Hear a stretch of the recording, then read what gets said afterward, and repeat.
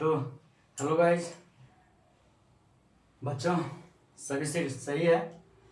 Hello बच्चों, आप सभी का पुनः स्वागत है आपके अपने क्लास दार्जी केमिस्ट्री क्लासेस में। सभी कुछ सही सुरक्षित हैं। तो हम लोग आपका पुनः मैं स्वागत करता हूं। हम लोग क्या पढ़ रहे थे? कोलिगेटिव प्रॉपर्टी पढ़ रहे थे। उस कोलिगेटिव प्रॉपर्टी में हम लोग ऑलमोस्ट सारा क्या कर चुके हैं, डिस्कस कर चुके हैं। कोलिगेटिव प्रॉपर्टीज ये पूरा और क्या क्या डिस्कस कर चुके हैं अब तक। सबसे पहले लोअरिंग ऑफ वेपर प्रेशर, इसके अलावा एलिवेशन इन बॉइलिंग पॉइंट, इसके अलावा डिप्रेशन इन फ्रीजिंग पॉइंट, और लास्ट में क्या डिस्कस किए थे, ऑस्मोसिस एंड ऑस्मोटिक प्रेशर। तो सारा उसका इक्वेशन भी हम क्या कर चुके हैं, बता चुके हैं। तो अब कुछ बेसिक टर्म्स आते हैं और एक बॉन्ड ऑफ फैक्टर बचेगा, ठीक है। तो उसी को बेसिक में जो पढ़ रहे थे हम लोग ऑस्मोसिस और ऑस्मोटिक प्रेशर का, उसी का हल्का सा एक और क्या है, एक्सटेंशन है। कि देखिए क्या है कि मान लिया कि क्या है, दो सॉल्यूशन है ए और बी, या सॉल्वेंट भी मान सकते हैं, ठीक है। क्या है, दो सॉल्यूशंस हैं, ठीक है, ए और बी। अगर इन दोनों का मानते हैं ऑस्मोटिक प्रेशर PT1 है या PO1 है और इसका PO2 है। दो सॉल्यूशन है ए एंड बी, एक का प्रेशर PO1 है और दूसरे का क्या है, PO2 है, ठीक है। क्लियर है ये? तो क्या कहा कि अगर ये दोनों बराबर हो, ये दोनों अगर बराबर हो, यानी सॉल्यूशन ए और सॉल्यूशन बी का, बोल रहे हैं उसको ध्यान से सुनिएगा। अगर सॉल्यूशन ए और सॉल्यूशन बी का ऑस्मोटिक प्रेशर क्या हो, बराबर हो, ठीक है, इक्वल हो एक दूसरे से, तब इसको हम लोग बोलते हैं आइसोटोनिक सॉल्यूशंस, ठीक है। आइसोटोनिक सॉल्यूशंस, आइसोटोनिक सॉल्यूशन दिख रहा है ना, इसको बोलते हैं आइसोटोनिक सॉल्यूशंस। क्लियर है ये पॉइंट? ठीक है। तो यह समझ में आइसोटोनिक सॉल्यूशन किसे कहते हैं, जिसका ऑस्मोटिक प्रेशर, ठीक है, ये क्या है, माने है ऑस्मोटिक प्रेशर। ऑस्मोटिक प्रेशर, जिन दो सॉल्यूशंस का ऑस्मोटिक प्रेशर बराबर हो जाए उसे क्या कहते हैं, आइसोटोनिक सॉल्यूशन। तो कल ब्लड सेल के बारे में बात कर रहे थे कि अगर सोडियम क्लोराइड का, यानी जो सलाइन सॉल्यूशन हम लोग लेते हैं, सलाइन सॉल्यूशन जो लेते हैं, अगर उसका कंसंट्रेशन 0.9 हो, क्या हो, 0.9, ठीक है, परसेंट मास बाई वॉल्यूम, अगर इतना तक है, ठीक है, तब उस ब्लड सेल का कोई भी नुकसान नहीं होगा। लेकिन अगर इसका ग्रेटर हो जाए, यानी क्या, कंसंट्रेशन अगर 0.9 से percent of mass by volume से ग्रेटर हो जाए कंसंट्रेशन, तब पिकल्स के बारे में बताए थे ना कि क्या होता है, वो श्रिंक कर जाता है। उसी तरह से हमारा जो ब्लड सेल होगा, ठीक है, हमारा जो ब्लड सेल होगा वो क्या करेगा, श्रिंक कर जाएगा, यानी कि जो ब्लड में वाटर होगा वो सक आउट हो जाएगा, किसके, उस सलाइन सॉल्यूशन के द्वारा। ये पॉइंट क्लियर है?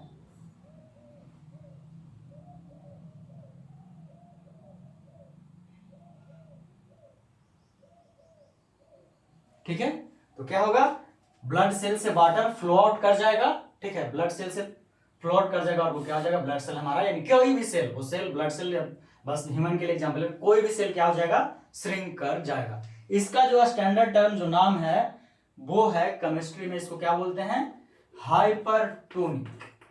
क्या बोलते हैं, हाइपरटोनिक सॉल्यूशन, ठीक है, हाइपरटोनिक सॉल्यूशन। अब एक केस और भी हो सकता है कि क्या हो जाए, less than 0.9% of mass by volume हो जाए सॉल्यूशन का कंसंट्रेशन। हम क्या बात कर रहे हैं, सॉल्यूशन का कंसंट्रेशन।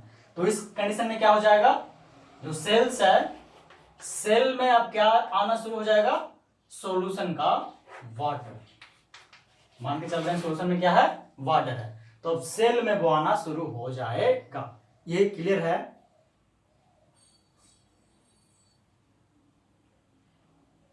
ठीक है, और इसको बोलते हैं हम लोग क्या, हाइपोटोनिक सॉल्यूशन। यहां तक कोई दिक्कत? देखिए फिर से रिपीट कर दे रहे हैं। सबसे पहले क्या कहे कि अगर ए और बी दो सॉल्यूशन है, उनका ऑस्मोटिक प्रेशर अगर बराबर हो जाए तो उसको क्या बोलते हैं, आइसोटोनिक सॉल्यूशन। हम लोग जनरल सलाइन सॉल्यूशन में लेते हैं सोडियम क्लोराइड को ही, क्योंकि घर में नमक यूज करते हैं, उससे हम लोग प्रैक्टिकल भी कर सकते हैं और करते भी हैं पिकल के केस में। तो अगर उसका बराबर हो 0.9 के बराबर, तो उस सेल को कोई फर्क नहीं पड़ेगा। ठीक है, जिस सेल का भी हम यूज करें उस सेल को कोई फर्क नहीं पड़ेगा, वो अपने ही शेप एंड साइज में रहेगा। ठीक है, लेकिन जैसे ही ग्रेटर हो जाए 0.9% मास बाय वॉल्यूम के कंसंट्रेशन से ज्यादा हो जाए सलाइन सॉल्यूशन का कंसंट्रेशन, तो जो ब्लड सेल है या कोई भी सेल है वो श्रिंक करना शुरू कर जाएगा। क्लियर है? और उसको हम लोग क्या बोलते हैं, हाइपरटोनिक सॉल्यूशन। आप डेफिनेशन खुद से लिख लीजिएगा, लिख सकते हैं, हमको इतना विश्वास है। ठीक है, और वही जब क्या हो जाए 0.9% से कम हो जाए कंसंट्रेशन किसका, सलाइन सॉल्यूशन का, तब फ्लो आउट ऑफ वाटर किसमें होने लगेगा, सेल में, यानी सेल में ही वाटर आना शुरू हो जाएगा। जैसे एग्जांपल लिए थे रोज कमल के, किस कोई भी फूल ऐसे लिए थे रोज फ्लावर का, कि अगर वो उसकी पंखुड़ियां सूख गई हो तो उसको अगर पानी में डालते हैं तो वो धीरे धीरे फिर से क्या होता है, उसमें पानी जाने लगता है ना। एकदम प्रैक्टिकल है, आप इसे करके देख सकते हैं। यहां तक कोई दिक्कत किसी को इस पॉइंट को समझने में? तो यहां तक किसी को कोई दिक्कत नहीं था। और इसका हम एग्जांपल भी आप लोगों को पहले ही बता चुके थे कि पिकल्स से वाटर सक आउट हो जाता है, यानी उसका कंसंट्रेशन क्या हो जाता है, उसका कंसंट्रेशन क्या रहता है, ग्रेटर देन 0.9%, किसका, सॉल्ट का, यानी सलाइन सॉल्यूशन का। ठीक है,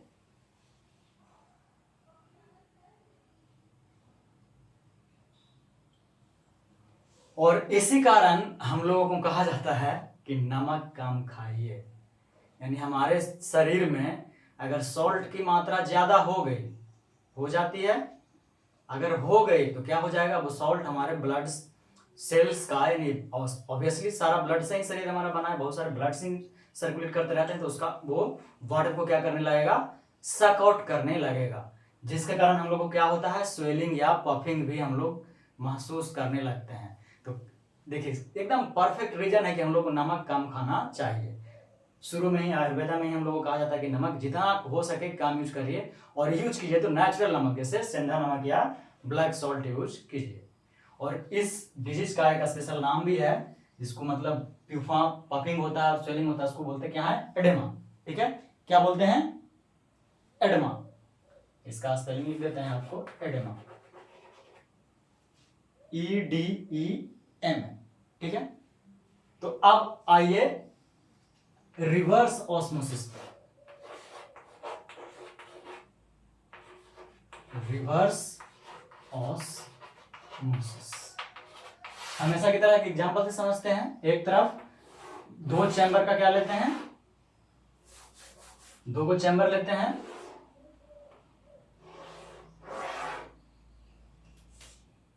दो को चैम्बर लेते हैं। ठीक है, दोनों में सॉल्यूशंस ही होगा, दोनों में क्या होगा, सॉल्यूशंस होगा। एक में प्योर वाटर रखते हैं, प्योर वाटर, और इन दोनों के बीच देखिए यहां थोड़ा सा, चलिए इसको हम बढ़ा ही देते, नहीं तो कहेगा सर। ठीक है, इसको हम बढ़ा करके इतना बड़ा कर देते हैं, और इन दोनों के बीच एक मेम्ब्रेन डाल देते हैं। ठीक है, इन दोनों के बीच क्या डाल रहे हैं, SPM, सेमी परमिएबल मेम्ब्रेन। यहां तक इस डायग्राम को समझने का प्रयास कीजिएगा। ठीक है, और इस सॉल्यूशन में हम सॉल्टी वाटर को रखते हैं, क्या रखते हैं, सॉल्टी वाटर। तो नॉर्मल प्रेशर पे NTP पे या STP पे क्या होगा, नॉर्मल प्रेशर पे क्या होना चाहिए, ये सॉल्टी वाटर है। ठीक है ना, सॉल्टी वाटर। बताइए क्या होना चाहिए, बताइए तो एक बार।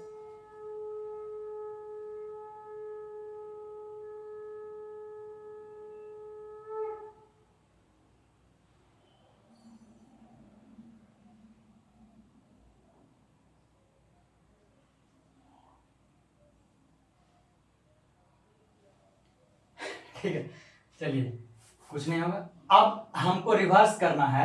ठीक है, तो क्या करते हैं, यहाँ पे प्रेशर ज्यादा अप्लाई कर देते हैं और वो पाई यानी ग्रेटर देन पाई क्या शो करता है आपका ऑस्मोटिक प्रेशर, याद होगा ऑस्मोटिक प्रेशर। हम जो नॉर्मल प्रेशर है उससे ज्यादा अप्लाई कर देते हैं।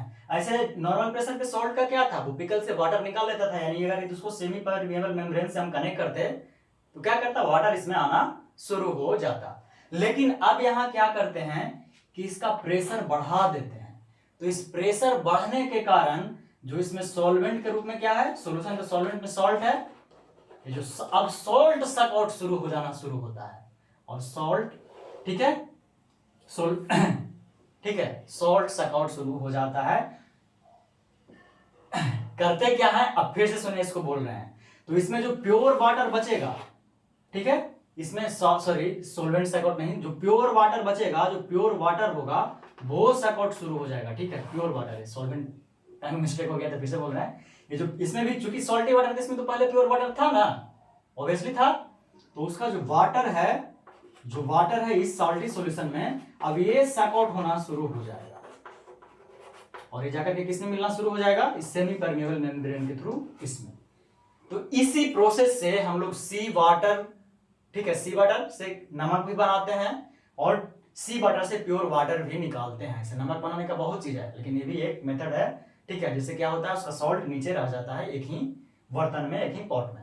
तो यानी कि ये क्या हुआ, डिस्टिलेशन प्रोसेस कह सकते हैं कि प्योर वाटर हम सी से इस तरीके से ही निकालते हैं। ये क्लियर है कि नहीं बताइएगा।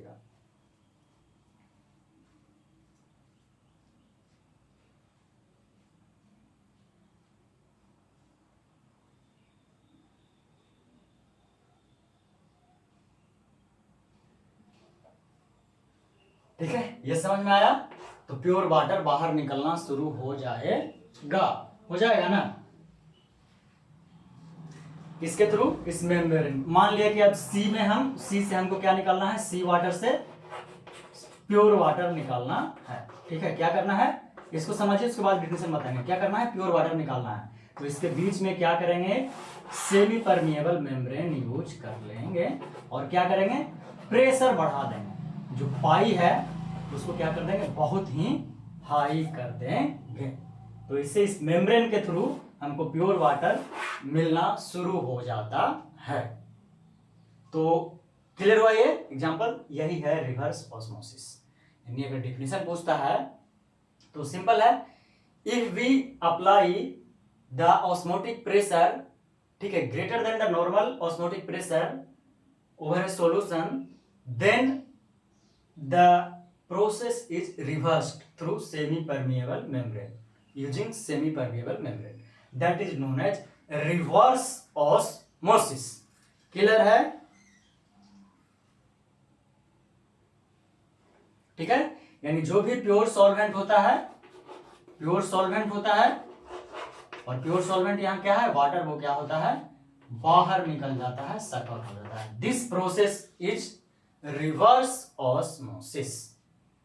डेफिनेशन समझ में आ गया क्या है, जो आपको डेफिनेशन भी लिखवा दें, बोलिए तो लिखवा देते हैं, लिख देते हैं, ठीक है, नहीं तो कहेंगे सर ऐसे ही चल दे रहे हैं। ठीक है, सुनिएगा, when pressure higher than osmotic pressure is applied to a solution,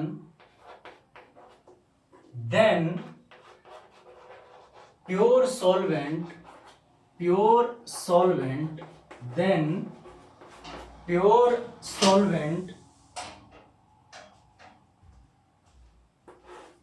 flows out, और ये कहां से आउट होगा, obviously flows out of solution, किसके थ्रू,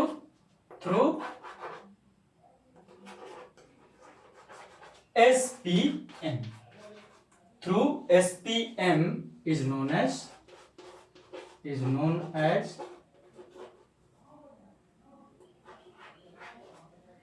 रिवर्स ऑस्मोसिस। ऑस्मोसिस आप लोग खुद भी लिख सकते थे, लेकिन सब कहेंगे सर हम ही सब लिखे हैं, इस कारण लिख दिए। तो ये है रिवर्स ऑस्मोसिस। यहां तक इसको दिक्कत? चलिए, दिख रहा है, क्लियर है? तो ये प्रेशर तो बहुत, और ध्यान रखिएगा जो ये प्रेशर रिक्वायर्ड होता है, रिक्वायर्ड प्रेशर बहुत ही वेरी हाई, क्या होता है? वेरी हाई होता है, बहुत ही क्या होता है? हाई होता है। तो इसके लिए एक स्पेशल एसपीएम भी चाहिए, यानी सेमी परमिएबल मेम्ब्रेन भी चाहिए। और उसको जो यूज करते हैं, एसपीएम जो यूज होता है जनरली सेलुलोज का, ठीक है, सेलुलोज का बना होता है, और स्पेशली एसीटेट, सेलुलोज एसीटेट, इसका हम लोग यूज करते हैं।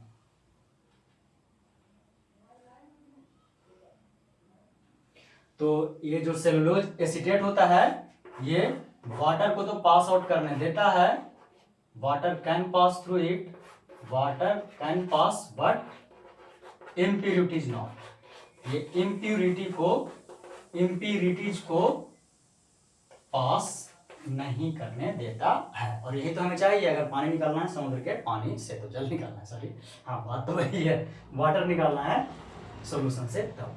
तो ये है रिवर्स ऑस्मोसिस प्रोसेस। यहां तक कोई दिक्कत है?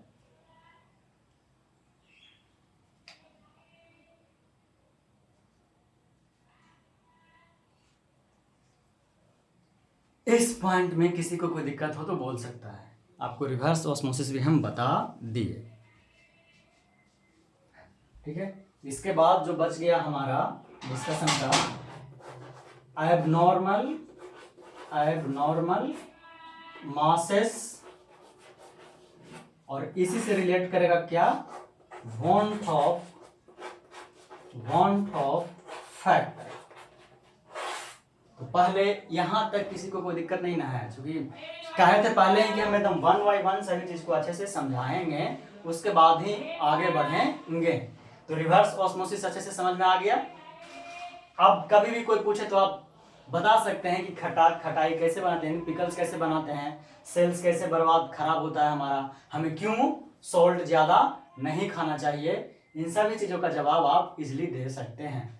तो जो ये बच गया अब नॉर्मल मास और वांट ऑफ, इसको अगले क्लास में करेंगे, और अगला क्लास हमारा लास्ट क्लास होगा इसके थ्योरी का। इसके बाद 2 को रिवीजन क्लास करेंगे, ठीक है, एक बार पूरा कंसंट्रेशन टर्म आपको बता देंगे, और फिर हेनरी लॉ से रॉल्स लॉ सब कुछ, कोलिगेटिव प्रॉपर्टी, जो लगभग 2 घंटे का सेशन हो जाएगा, 2 से 2.5 घंटे। इसी कारण ब्रेक करके 1 घंटे का सेशन हम करेंगे, क्योंकि उतना लंबा हो जाएगा, ठीक है, और लंबा ज़्यादा करना नहीं।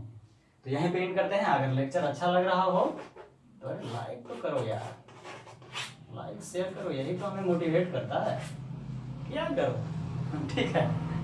तो यहाँ तक कोई दिक्कत नहीं है, सब कुछ ठीक है ना? ताकि अब बाय बाय कहें, एक बार जरा हाँ कर दीजिए, ठीक है। तो बच्चों आज इतना ही, अपना ध्यान रखिए, इस लॉकडाउन में बाहर मत निकलिएगा, घर से ही आराम से पढ़िए, पढ़ाने के लिए बहुत लोग हैं, ठीक है। तो आप सभी को बाय बाय, मिलते हैं कल पुनः मिलेंगे, ठीक है। तो जय हिंद, जय भारत।